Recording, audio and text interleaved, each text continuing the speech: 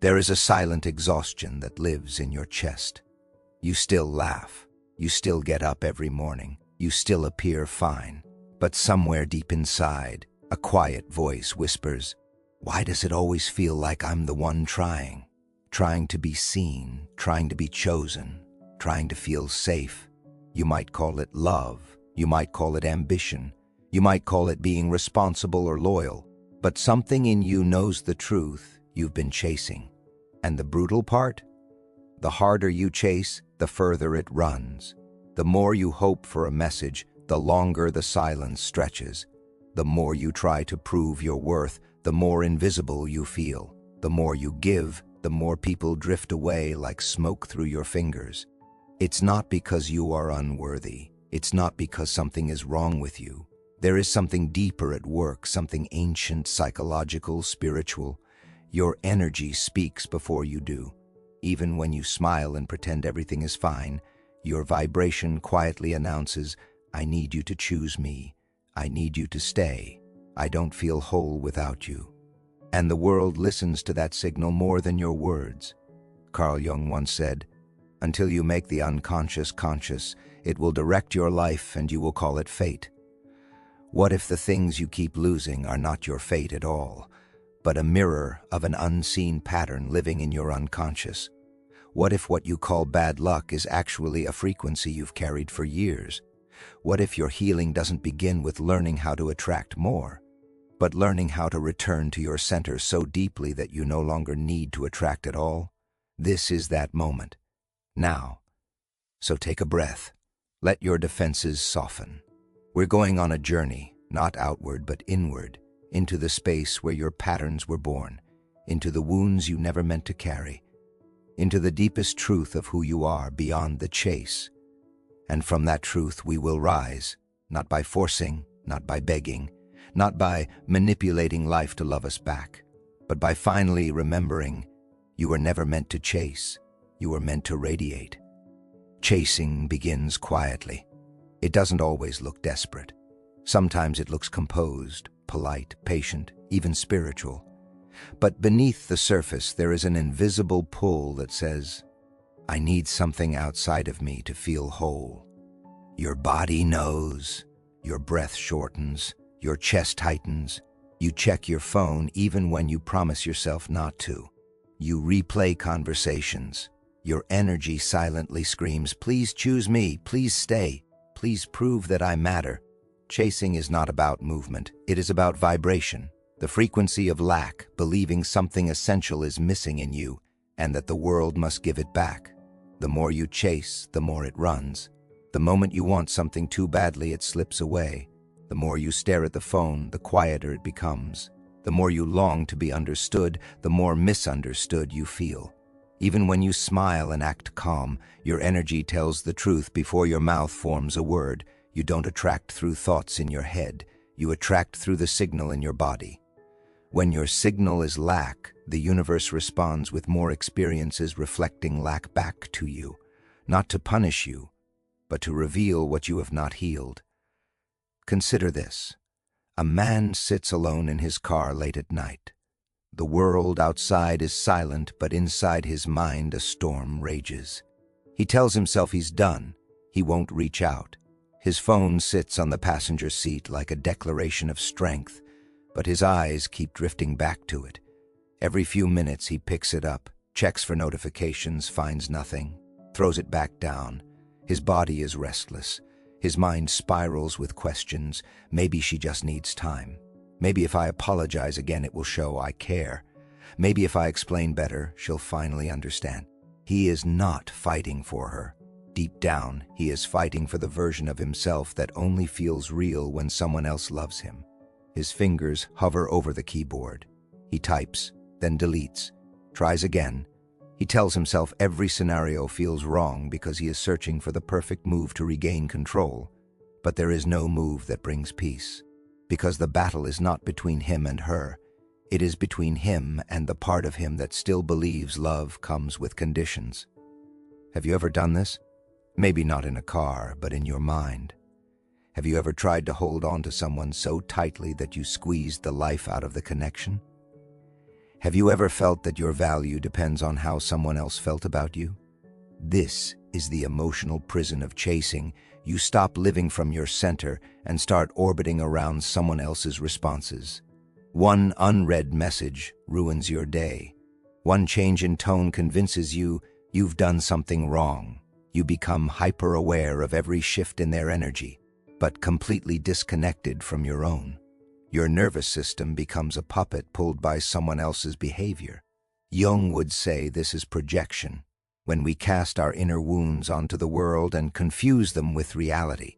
You think you are afraid of losing them, but what you are really afraid of is facing the part of you that already feels lost. You think you are being ignored, but you are actually ignoring yourself.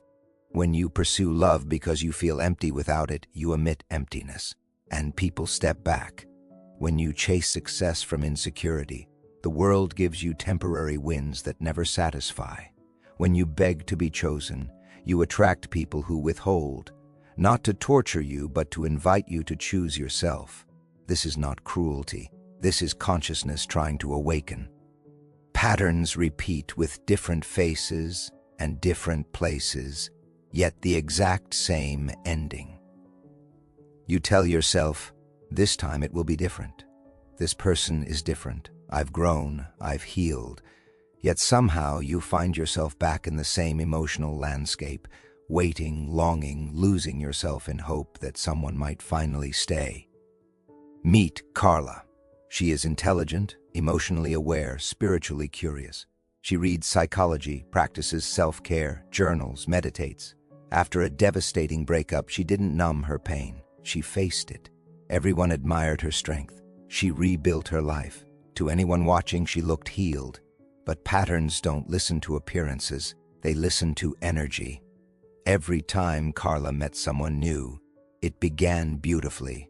Deep connection, mutual interest, sweet conversations, hope bloomed, but then slowly, quietly, the same shift would occur. The other person would pull away, respond less, become distant, and it would end. Again. Carla didn't understand. She was kind, secure, communicative. She did everything right, so why did it keep falling apart? One night, after another connection faded, Carla felt something inside break, not destructively but demanding truth. That question stayed with her until everything changed. It happened in therapy. The therapist listened as Carla described her efforts, all she had healed, how self-aware she was, how she no longer clung or begged. She spoke with calm conviction. She truly believed she was free. And then the therapist said one sentence that shattered every illusion. Your energy is not waiting for love. It is begging for confirmation.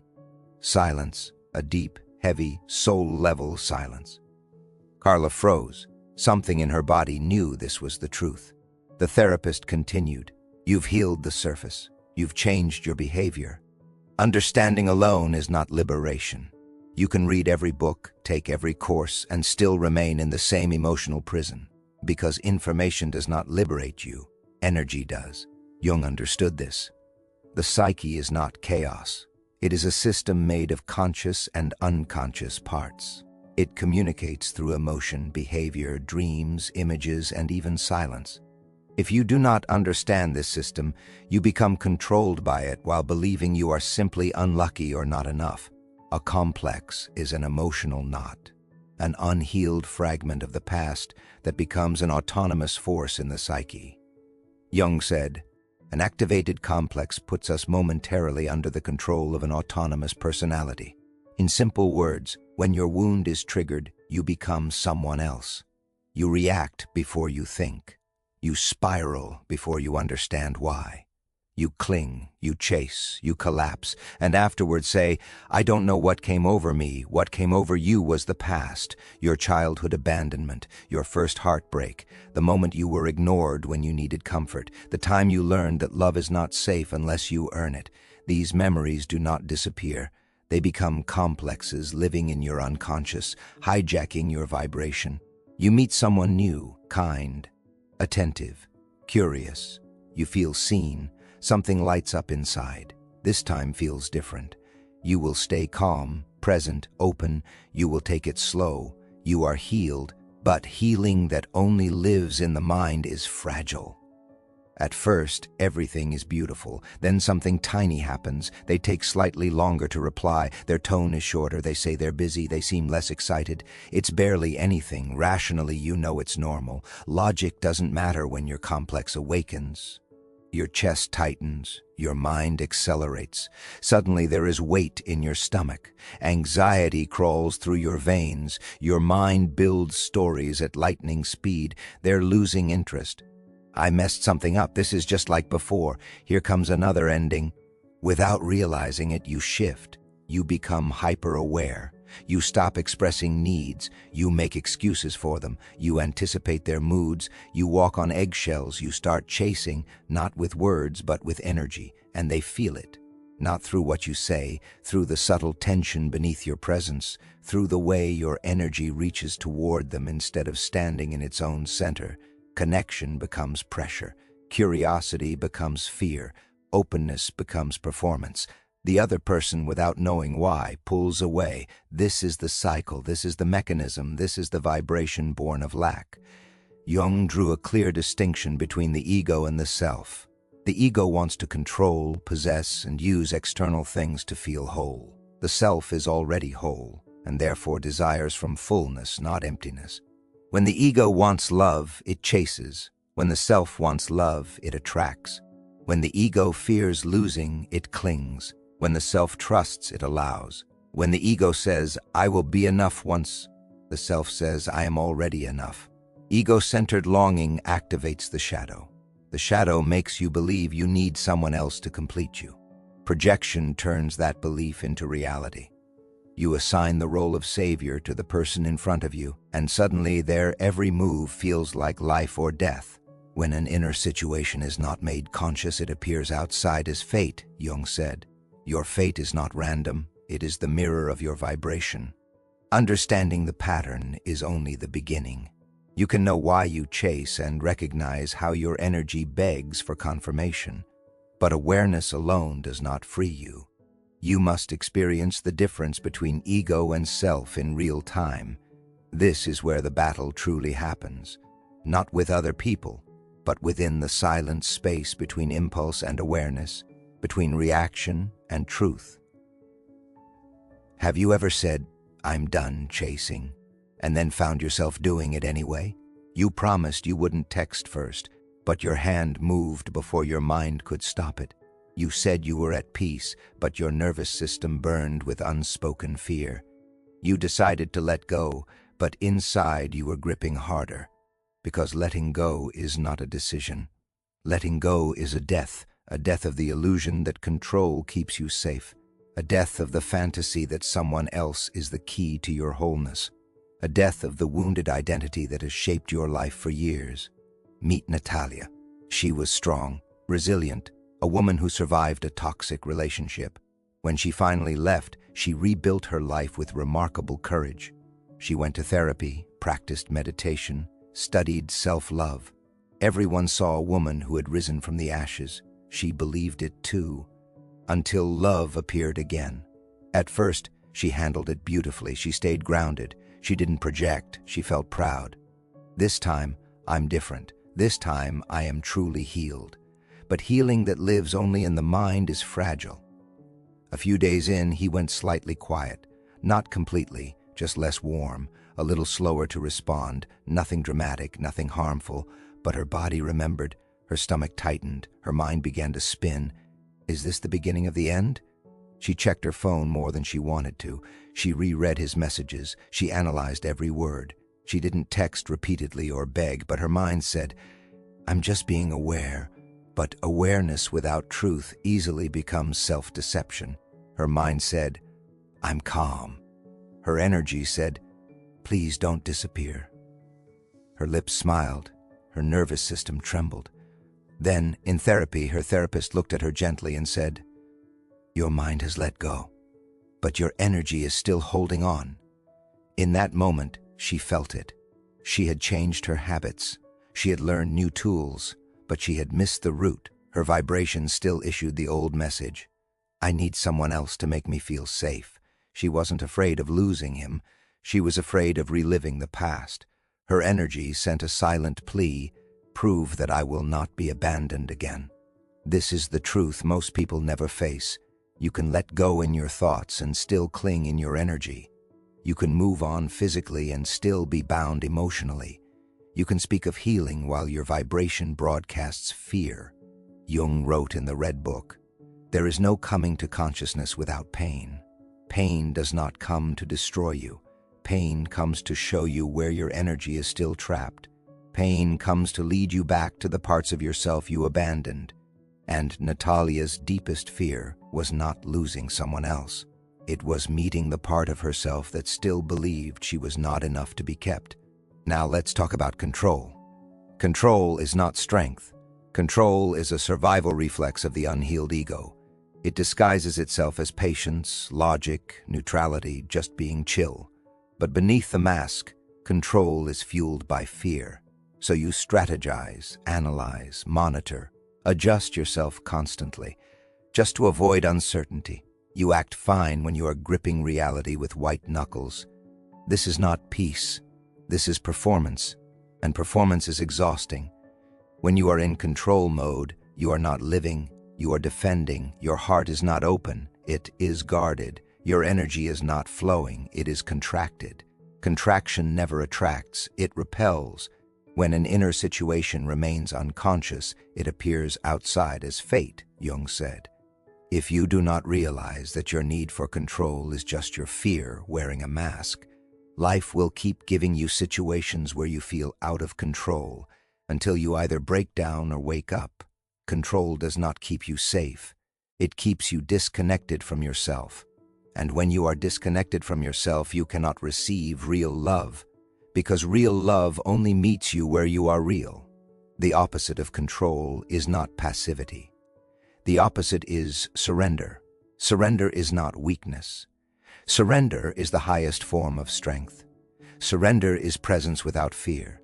Surrender is trust without guarantees. Surrender is the courage to stand in uncertainty without self-betrayal. Surrender does not mean doing nothing. It means not doing the things that come from panic, not sending the text driven by anxiety, not creating drama to get attention, not chasing what isn't matching your energy. Surrender says, I choose alignment over attachment. I allow what resonates and release what drains. I do not need to force what is meant for me. When you stop trying to control love, you make space for real love. When you stop chasing safety, you discover it was inside you all along. When you stop begging to be chosen, you realize you were the chooser the entire time. The energy of surrender is magnetic. It does not chase, yet everything real draws near. There comes a moment when the journey stops being about healing and understanding and becomes about returning, not to the past, not to who you used to be, but to the self you abandoned the day you started chasing love outside of you. Chasing was never about desire. It was about forgetting your worth, forgetting your center, forgetting that you are already whole. When you forget your wholeness, life keeps sending mirrors, people who can't choose you, situations that trigger you, patterns that break you, until you finally ask, what part of me have I left behind? You were never chasing them. You were chasing the lost parts of yourself, the little one who felt invisible, the one who believed love had to be earned, the one who thought silence meant abandonment, the one who never heard, you are enough just by being. But now you see, and once you see, you can choose differently. You don't have to fight for attention. You don't have to perform to be loved. You don't have to read minds, control outcomes, or sacrifice your peace. You can simply be here, present, rooted, aligned, because presence is not passive, it is power. Presence says, I am home in myself. I no longer abandon my truth for connection. If it costs me my peace, it is not love. And in that stillness, the old vibration dies. The vibration of lack, the vibration of fear, the vibration of choose me so I can exist. Silence replaces the noise. Clarity replaces chasing. Wholeness replaces longing. And from that wholeness, everything shifts. You no longer attract from emptiness, but from essence. You no longer settle for potential but honor reality. You no longer seek to be chosen because you have chosen yourself. And when you choose yourself, life responds. Opportunities align. Relationships deepen. Love becomes gentle. You feel safe inside your own skin. Not because everything is perfect, but because you finally are. Jung wrote, "The self is not only the center, but the whole circumference which embraces both consciousness and the unconscious." This is wholeness, not perfection. Integration, not light without darkness, but light holding darkness with compassion. Not a life without fear, but a life where fear no longer drives. You don't need to become someone else. You only need to come back to the self that was always here, waiting beneath every layer of chasing, pleasing, controlling, pretending. The moment you return to your center, something sacred happens. You stop searching. You start radiating. And what is real finds you, not because you pulled it, forced it, manifested it, or proved yourself worthy, but because your frequency finally speaks the truth. I am whole. I am present. I am enough. And there is nothing more magnetic than a soul that is fully itself. Maybe the real miracle is not that life gives you what you want. Maybe the real miracle is that you finally become who you are. No chasing, no begging, no shrinking, no fear. Just you, aligned with yourself, in harmony with your own energy, standing in your own truth. And from there, love is easy, connection is natural, abundance flows, peace stays, because you are no longer waiting to receive wholeness. You are living as it, and that changes everything. Do not rush away from yourself. Do not numb what still aches. Do not chase what is leaving. Do not cling to what is heavy. Instead, breathe. Come home. Listen within. Trust your center. Honor your truth. The journey isn't outward anymore. It leads inward, where yourself has been waiting. And when you finally meet yourself fully, you will understand you were never meant to chase.